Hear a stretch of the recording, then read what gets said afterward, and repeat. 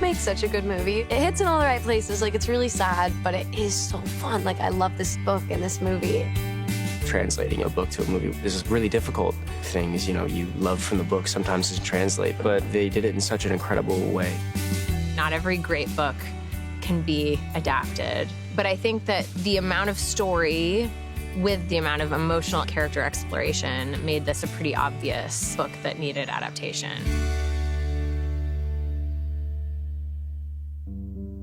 All right, we are rolling. I am really good friends with Anna Todd, and she started her production company, Frayed Pages. She approached me about wanting to turn this one into a film, and a few years later, here we are. It's gonna take your whole hand off. I know. I mean, I didn't really know anything about Colleen Hoover. I'd never read anything she wrote until they sent me the script for Regretting You. I read that, and then I read the book. All right, so again, like pictures up. Let's do it again. Tim's good with that. What captured me and drew me, it was certainly the personal and emotional problems that mother and daughter go through over the course of the movie and how they come out on the other end stronger and in a better place in their lives, even though the terrible things happen. It's that time. Oh my gosh, of course it is. I didn't know that this was a book until after I was already becoming a part of it, and they like randomly mentioned it during one of our Zooms, and I was like, wait, who was gonna tell me? After the fact, of course, I read it. The dialogue in the book felt like really fun and natural. Like, it doesn't feel like somebody older writing a teenager's dialogue. It just feels like they're talking. Remark. Oh, shit. Miller and Shelby broke up last night. Shelby thought Miller cheated on her with you. I just gave him a ride home. There are all different types of rides, Clara. Hey, Stop it. Her writing is so real. It's messy, and she always finds the humor also in the tragedy of things. So her voice really resonates with me. The first time I read Colleen Hoover's book, I felt so struck by her skill at being able to put the reader in the shoes of whoever we are with at any given moment in the book. And I think that's something that's like a superpower of Colleen Hoover's. She's a keen observer of humanity, and she is able to make the parts of us that are confusing and unflattering and kind of mysterious to us very clear and kind of relatable on the page. It's easy to fall in love with these characters who are going through such heavy things and being so vulnerable. I just want to leave. It just feels so real, especially with these characters and the way it's written. It feels like real people. You got them. And I just want to do Miller the best justice I can. Theater 4. I want all of the emotions when I'm reading a book. I want the angst, I want the comedy, I want the heartbreak. It's just sometimes hard to pull that off on film. It's easier to do in a book because you have more real estate to do all of those different emotions. As part of the team of people who's responsible for bringing it to life, it's immediately intimidating because with any book adaptation, you know that you are breathing life into something that exists so personally for people up to this point. They have their own Morgan in their mind's eye. They have their own Grant House. They have their own, Clara. All of these characters they've already cast either with like their own generated images or people they've dreamcast for the movie in Reddit forums or whatever. And so it is equal parts intimidating and also really exciting to try to hit a mark that I, as a book reader, would have wanted this movie's adaptation team to hit. Just smile and act natural. How do I always get roped into this? The things we do for love. Of pizza. I hate falling in love with a book and then you see the movie and it's nothing like the book.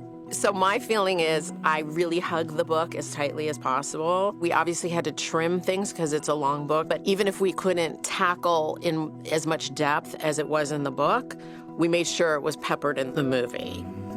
I'm such a nerd whenever it comes to like book adaptations where I'm like, whenever I watch them, I'm always like, oh my God, like, this wasn't in there or this wasn't in there. And so whenever I first read it and then I read the book and then I was doing my little cross-referencing, I was like, you know what? I feel like we did good. There's like some bits that I loved that we couldn't fit into the film, but it's like, then again, it's a movie, so you can only fit what you can. And I feel like we really got a lot of my favorite parts of the book in there.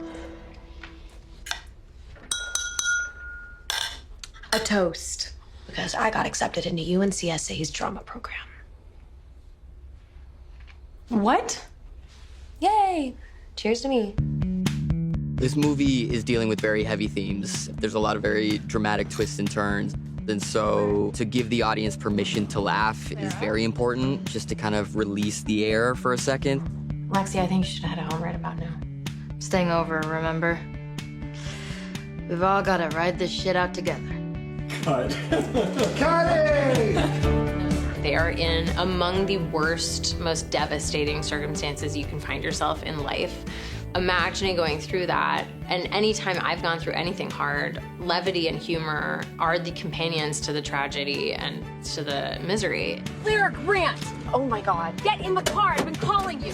So having the opportunity to have the valve turned down in the tonal world of the movie every once in a while is so nice. Please pretend this isn't Is happening. this better? Yes! Get in the car! And to be able to play the parts of human nature that are ridiculous in the face of big human emotions is really nice. Hey, Mark!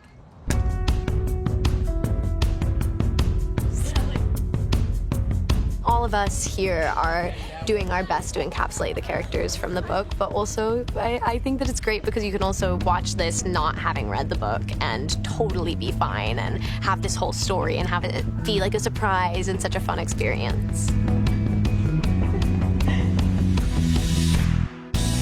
There's so many things contained within this movie. That's part of what makes it so fun to make. It's just been an absolute delight. I hope this movie becomes one of the movies within this genre that people continue to watch forever.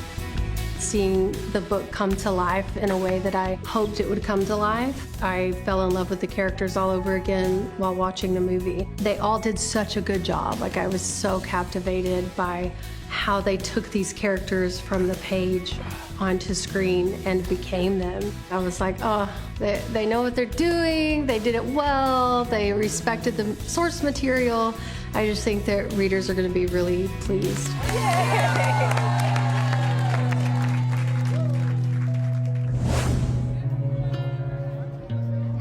How did we both end up with our exact opposites? Morgan and Jonah are wired very similarly. They're both thinking like opposites attract. You know, this is just the way we've found each other. Jonah at the beginning of the movie starts in a place where he's always trying to do the right thing, even if that goes against kind of what his heart is telling him. He is clearly harboring deep emotional feelings for Morgan. I want things to be okay with us. Jonah. Morgan has been successful to this point at being able to ignore the version of life that would have played out that way. And she has been vigilant about supporting the choices that she made and just living in them and putting one foot in front of the other. And then again, the events of the movie just make it so that Morgan cannot not think about Jonah anymore. Now Morgan is seeing Jonah every day, and it makes it a lot harder to ignore. She's never really had to deal with it until these deaths happen. And I think it opens up for Morgan things that she has not done in her life because she's spent so much of her life devoted to her daughter and her husband. And Jonah, you know, he has regrets from back when he was in love with Morgan when they were in high school. By the end of the film, he loosens up and he just kind of goes after what he wants, which is Morgan. I've wanted you since the day I met you. She makes the choice that, you know what, like there's just this feeling in my gut that we should do this. This couple that's falling for each other, but have had things in the way for all these years, but have had this undeniable kind of invisible string between the two of them. Morgan's life became completely different from anything she predicted, and she's kind of watching her own daughter go through that exact moment. Oh my God, Miller Adams is following you? I gave him a ride today. We're, in a sense, what could have been for them if Morgan and Jonah would have had that as teenagers. He's always had a thing for McKenna's character, Clara Grant, and it's kind of the conflict within him to really show his feelings and break up with Shelby and get with Clara or, you know, be the bad guy. And there's not really a good way to handle that situation, but you kind of just have to follow where your heart tells you to go, which is told him to go with Clara. If anything, Shelby was my backup plan to you. I've had a thing for you for a very long time, too. Him and Clara work so well together because she's going through so much emotionally, so I think that it's so nice to have that communication and that presence there that's so emotionally understanding. I think that that's such an important thing in a relationship. What I think when I see the younger relationship is that these two people are very brave, and they're brave about expressing their feelings. They have this understanding somehow, even at that young age, that life is short, and they interpret that to mean that you should love boldly and be honest about your feelings. And even if you have to hurt someone, that hurt is so much more temporary if you're honest about it right away than if you try to cover it up for a lifetime. How would I define the word regret? I'm never drinking again. I think that it's like a decision that you wish you wouldn't have made. When I think of the word regret, it has a lot of weight to it. If I ever regret something, it feels like a pit in my stomach. Regret is lingering in the desire to have changed something that's happened in the past rather than an examination of how you can alter your present moment. Looking back on your life and wishing you had done certain things differently, or that you had been a better person, or, you know, it's any possible thing you can imagine that you wish you had done differently. My biggest regret is not telling you how I felt before Chris swooped in. When you make choices that are driven by things other than honest, authentic, emotional truth, you end up having to deal with consequences that are kind of scattershot. It's a dilemma I feel like a lot of people face in real life, and you kind of just have to follow where your heart tells you to go. Follow your gut. Like, your gut really never leads you astray. It's anytime I go against my gut that it's like, oh, I so regret doing that. I very much try not to regret anything. Right. I think I don't really believe in regrets. Yeah, we make mistakes, but I believe that even our mistakes lead us to something good eventually. Regret is something that's pretty damaging, I think, to like your ability to live your life.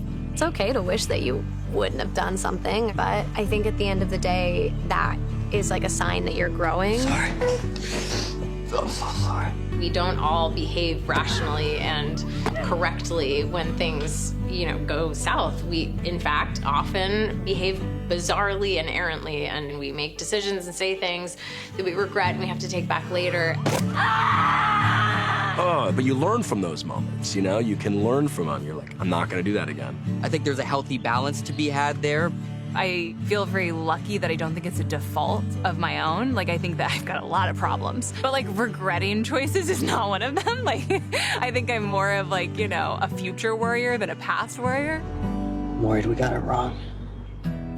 People always have ideas in their mind about, if I could go back in time and change this or that. But if you're a parent, you don't get to think about things in quite the same way as other people. I went from raising Aunt Jenny to being pregnant with you and then raising you, and I never had time in there for my passions. When you have a child and you love that child so much, even if you wish parts of your life turned out differently than they did, if you're a believer in the butterfly effect, you're like, well, I can't do even one little thing differently because then you wouldn't be you and you wouldn't be here, and I love you, so I should just do it all over again. I would go back and do it all the exact same way if I could. This is a lot of what Morgan's torn about in the movie, is just decisions that she had made that could have been made differently back then that would have saved her heartache later, but she wouldn't have the things that were the most important in her life. Clara, there is no life that I want that you are not in.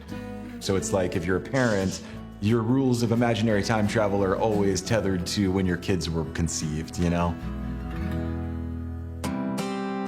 I think that regret is a real killer. I think that if you are living in the past in that way, I think that there's no way of having a future or a present. That's just how I try to live my life. I don't like to look back on things and think, oh, how could that have gone differently? We did get it wrong. It should have been us. It's like you can't think that way because life is too short to think that way. So it's like I'm thankful for all of the experiences that made me who I am. Probably should be a third word added to the title because it's about not having that regret. Where? Mom? Nothing. Oh. I don't Okay, just be careful.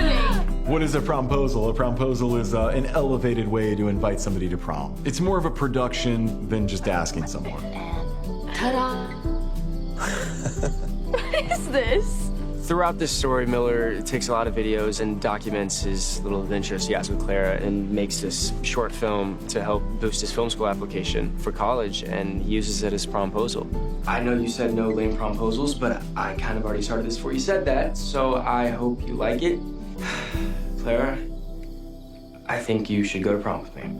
So we didn't have promposals when I went to prom, but they're really big online and they were really big on, TikTok at the time. I liked that Clara didn't want a promposal, but at the same time, Miller had been secretly working on a promposal the whole time. I love the promposal scene. I mean, it's such a good promposal. Oh, I wish Miller was real. I don't even know what I'd do if a guy had been taking all these romantic little videos and oh, you go to prom with me? Ugh. You just drove by and I know you saw me standing here. All I think about is you. You're driving past me right now, and if you turn around, I'm gonna tell you that I love you. I'm obsessed with that. It's so romantic. I've never been to prom, so the only promposal thing I've ever done is for this character. Getting to do that and was a lot of fun and sort of like a little dream come true. Getting to fake prompose to somebody. I've only ever been the promposer and not the promposee. I am a promposer. I went to a couple proms. I never got anything as intricate as this. I got a little sign, will you go to prom with me? Oh my God, I killed it. Bobby, did you go to prom? Well, first of all, I just want to say that there wasn't one girl in high school that didn't want Scott's number. During a not free period, I got this bouquet and I covered it in sheet music, and then I cut cut stars out of the sheet music and taped a trail of stars from the person's classroom to another classroom. A promposal. Ooh. For my prom. Okay, we got pigeons, we got doves, we got all kinds of flowers from the sky, biplane. We got all the exactly, an explosion. I guess you're trying to love bomb them just a little bit enough to get them to say yes. It was a picnic in the classroom with fairy lights all over. The whole room was purple, and I was blasting Norah Jones, and then I also painted a little wooden box that I got from Michael's, and then when you open it, it said prom. You know what I'd want to do if I was gonna propose to somebody is I'd want to recreate the 10 Things I Hate About You thing whenever he's running and doing the little dance. That'd be so good. I would probably have some Diet Pepsi involved in some way. Mentos and Diet Pepsi and an explosion. I would go big.